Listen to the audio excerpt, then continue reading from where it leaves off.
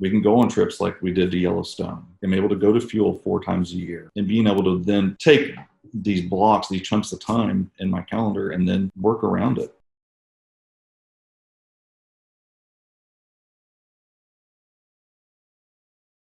Building a business around your life. And, I think a lot of people are, once you jump into real estate, we're kind of like in this, there's a little bit of badge of honor lately around hustle, like hustling hard. And, Grinding. we all work hard when we have to, there's no doubt about it, but it's not, for me, um, I work hard, but I don't go on social media and say, just put in another 90-hour week, man. Or like, sometimes people are bragging about the hustle instead of the result from the hustle.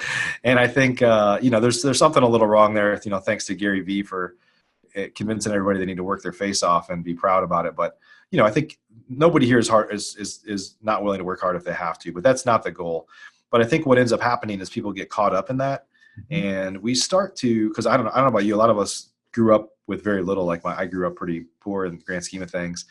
And some people it's like they celebrate the struggle because they've always been in it. And it's like the goal is to get out of it, right? But Yeah. anyway, some people end up building if there's anything left after they've built their business, then that's their life, right? And they're just like, man, I can't do that. I don't have time for that. I don't have time for that. Instead of building a business that kind of serves them and serves the lifestyle that they want and the freedom and flexibility. So talk a little bit about that, because that's kind of why you went out on your own. Just talk about the importance of building your business around serving you. Yeah. Like I said, one of the reasons why I left was because of my kids and appointments. I have 3 kids. They all have major medical issues. They're all great kids. They're not, we're fortunate that they're not more dire medical issues, but they have a lot of appointments. Well, an employer wants you to be there. Typically, I mean, that's how they make money. Right. So that's where it started, was being able to take the kids to multiple appointments every week. At one point, we were having to fly up to New York every 2 weeks with one of my daughters to see specialists. It's real expensive, but it's also a lot of time off. Yeah. And before that, we were fortunate to be able to have a lot of flexibility in our work. But then with the transition, that wasn't there. So I had to build everything around that. As the kids go through their waves of having surgeries or appointments, there's times that I can just say, guys, I'm not going to be here.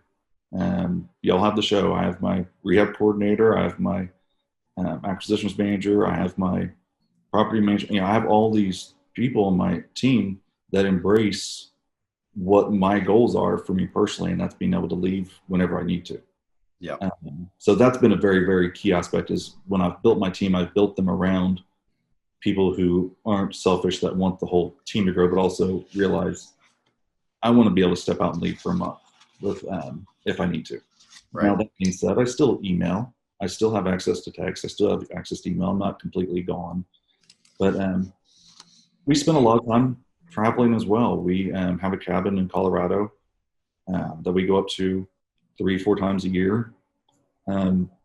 We have satellite internet up there, no cell service. And the satellite internet, basically you can use iMessage and that's it. Nothing else is going to work because it's satellite. And that is my happy place. I have my wife there. I have my kids there. They can go out and play. We have 17 acres. And I can just relax. It's wonderful. We can go on trips like we did to Yellowstone. I am able to go to Fuel 4 times a year.